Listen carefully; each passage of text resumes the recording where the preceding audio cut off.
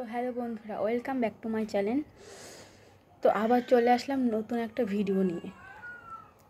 সেই দিন রাতে কি ঘটেছিল বা যে সঞ্জয় রায়কে ধরা হয়েছে, সঞ্জয় রায় সেদিনকে রাত্রিবেলা কী করেছিল বা সেই দিন সারা দিনটা কোথায় কোথায় কাটিয়েছিল সে, তা রাত্রিবেলা কখন হসপিটালে গেল, কার সঙ্গে গেল, সব তথ্য তোমরা জানতে পারবে আজকে এই রেকর্ডটা শুনলে পরে।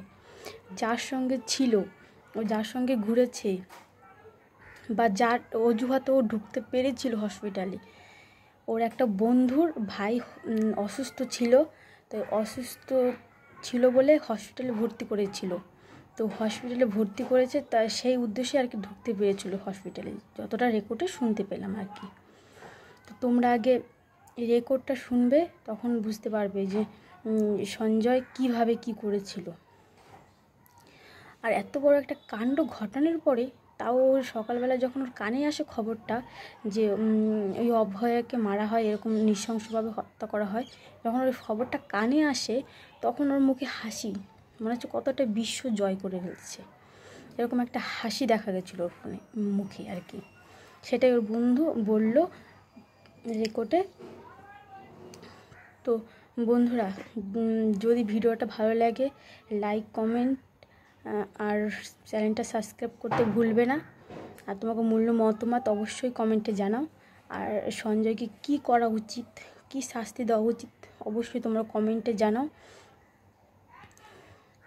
আগে এই রেকর্ডটা শোনো, তারপর বুঝতে পারবে কত বড় চক্রান্ত করা হয়েছে এই তিলোত্তমার উপরে।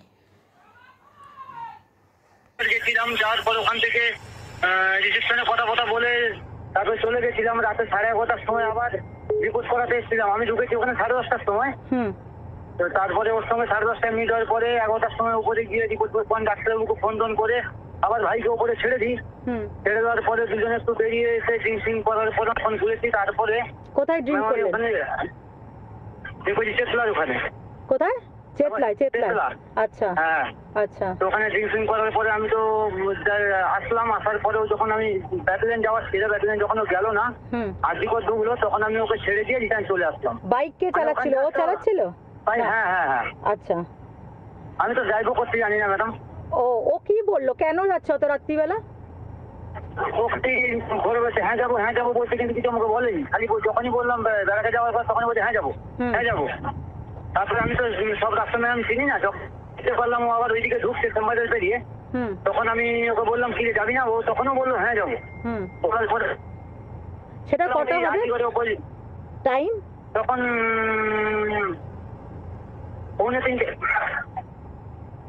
আজিগরের অপোজিটে খালপাট দিয়ে আমাদের একটা শর্ট রাস্তা আছে, যেটা 12 থেকে 15 মিনিট লাগে। তো ওইটা দিয়ে যখন ও গেল না, তখন আমি ওর বাইক থেকে নেমে যখন ভেতরে ঢুকলো, তোমার সামনে রাখলো, তখন আমি বাইক থেকে নেমে টাকাটাকি করে ওকে কাজে কথাও বলেছি, গালিগালাজ করেছি। পরে আমি এরা হয় বলে দেওয়ার পরে আমি ওখান থেকে বেরিয়ে, যেহেতু আমার কাছে পয়সা ছিল না, প্রথম ভাইয়ের কাছে গেছি।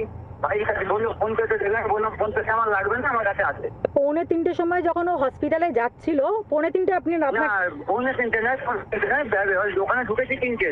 আচ্ছা, আরজি করার সামনে ও নামলো, মানে আপনি নেমে গেলেন বাইক থেকে? যাচ্ছে না ম্যাডাম, যখন ও যাচ্ছে না তখন আমি রাগারাগি করে ওকে মানে গালিগালাজও করেছি, মানে বাজে ভাষায় কথা বলেছি। দেওয়ার পরে আমি ওখানে, মানে কেন, ওর কি কোনো অসৎ উদ্দেশ্য ছিল তার জন্য আপনি গালিগালাজ করছিলেন? না ম্যাডাম, আমি ও যাচ্ছে না বলে আমি গালিগালাজটা করেছি। কেন যাচ্ছে না ও? আমি বললাম তাহলে তুই থাক, আমি চললাম, আমি আর পাচ্ছি না, চললাম বলে আমি ওখান থেকে চলে আসলাম ম্যাডাম। তার আগে কি আপনারা ওই বটতলার দিকেও গেছিলেন ওই রাত্রিবেলা? বটতলা সোনাগাছির দিকেও গেছিলেন, মানে বটতলার দিকে গেছিলেন? হ্যাঁ ম্যাডাম।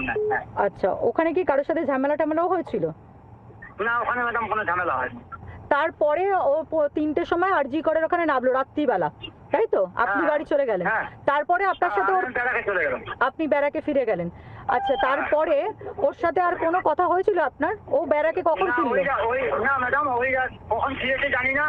ওর পরে কখন আমার সঙ্গে কথা হয়নি। ভাইয়ের অ্যাডমিট ছিল অপারেশনের ব্যাপারে, ডাক্তারবাবুর ওই সঙ্গে কথা বলার ছিল, তো ওই জন্য ওরও যাবার কথা ছিল আমার সঙ্গে। তো সেই নিয়ে আমি ওকে 10টার সময় প্রথমে ডাকতে যাই। 10টার সময় যখন ডাকতে, ও কিন্তু ঘুমিয়েছিল, উঠলো না। এমনকি আমি ওর গায়ে হাত দিয়েও ফেলেছি 2বার। পরের দিন সকালে যখন হ্যাঁ 10টার সময় ও যখন উঠলো না তখন আমি ওই দত্তবাবুর কাছে গেলাম। এর মতো আমি ওকে 12টা 19 একবার ফোন করেছি, ও ধরেনি। আবার 12টা 50 ফোন করেছি, ও ধরেছে। আমি তখন ওকে বললাম কি চান পান করেছি, তাহলে চান পান করে আয়। আমি তখন ম্যাডাম চান করতে বেরিয়েছিলাম। যদি আমি বললাম ঠিক আছে আমি চান করতে বেরিয়েছি, একসঙ্গে দুজন খাবো চলে আয় বলে ম্যাম আমি তো চান পান করে খেতে বসছি। আমার ঠিক খাওয়া শেষ হয়ে যায় তখন ও এসছে। এটা আমার সঙ্গে খাওয়া দাওয়া হলো। হওয়ার পরে আমি যখন ব্যাটালিয়ানের দিকে ঢুকছি তখন আমি ওকে বললাম যে কি রে ওখানে যে কি কেসটা যে শুনলাম, তুই একবার তোর কাছে তো সবার নাম্বার আছে, তুই একবার ফোন করে জানতো। বলতে ম্যাডাম আমাকে বললো যে হ্যাঁ আমি দেখছি জেনে নিচ্ছি। তারপরে আমি এটাও বললাম যে ঠিক আছে ভাইয়ের জন্য তো যাওয়ার ছিল, যাবি না? বলছে চল দত্তবাবু এখনই আসলে কথা বলে দুজন চলে যাবো বলে দত্তবাবুর ব্যারাকের দিয়ে যাওয়ার পরে ও ম্যাডাম আর দত্তবাবুর ব্যারাকে ঢুকলো না। বাইক থেকে আমাকে বললো আমার ল্যাটিন লেগেছে। আচ্ছা বলে ওখান থেকে চলে আসলো আর আমি স্যার খাবারটা দিলাম। দেওয়ার পরে আমি এসে আমি আবার ব্যারাকে চলে আসার পরে ওকে ফোন করলাম যে কি রে যাওয়ার ছিল যাবি না? ও বলছে হ্যাঁ আমি তোর কাছে 2 মিনিটের মধ্যে আসছি বলে মিনিট 5-এর মধ্যেও আমার কাছে আসে ম্যাডাম। তো আসার পরে আবার দেখি ও এসেই আমাকে আর কোনো ওইসব হসপিটালে যাওয়ার কথা নেই ম্যাডাম। তো একটা গাড়ির চাবি নিয়ে আমাকে বলছে চল চল। আমি বলি কোথায় যাবো? না ইকবালদা ডাকছে। আমি তখন বললাম যে ইকবাল, তাহলে আমি ইকবালকে ফোন করি। বলে ইকবালদাকে ফোন করলাম। ইকবালদা বললো যে না কোথাও যাওয়া নেই, একটু মোট খাবো। আমি এটা কটার সময় পরের দিন এটা ম্যাডাম 2:30 নাগাদ দুপুরে? আচ্ছা কখন ডাকলো ওকে পুলিশ, কখন নিয়ে গেল?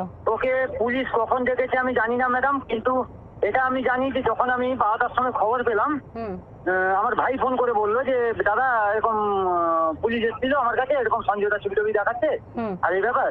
তখন আমি ওকে ম্যাডাম ফোন করেছি 4-5 বার। তখন ওকে সেন্ট্রাল লকআপে নিয়ে চলে গেছে লালবাজার। এটা কটার সময়? রাত্রি 12টা? হ্যাঁ রাত্রি 12টার সময় আমি খবরটা পেয়েছি যে ও আমার ভাইয়ের কাছে পুলিশ গেছিল। যখন আজ করে ঢুকলো আমি তখন বললাম কি দেখি না ওই যে পেশেন্টটাকে দেখে নি। আমি বলছি পেশেন্ট কি দেখবি তুই এখন? তাহলে কি থাক আমি চললাম। আমি ওকে একটু বাজে কথা বলেছি, বাজে ভাষায়। ঠিক আছে তুই আর পাচ্ছি না, আমার শরীর টানছে না, আর আমি চললাম। আর ওই দিন ম্যাডাম আমার সারাদিন খাওয়াও ছিল না। আর আপনি বললেন যে এত রাত্রিরে দেখে কি করবে, তাও শুনলো না?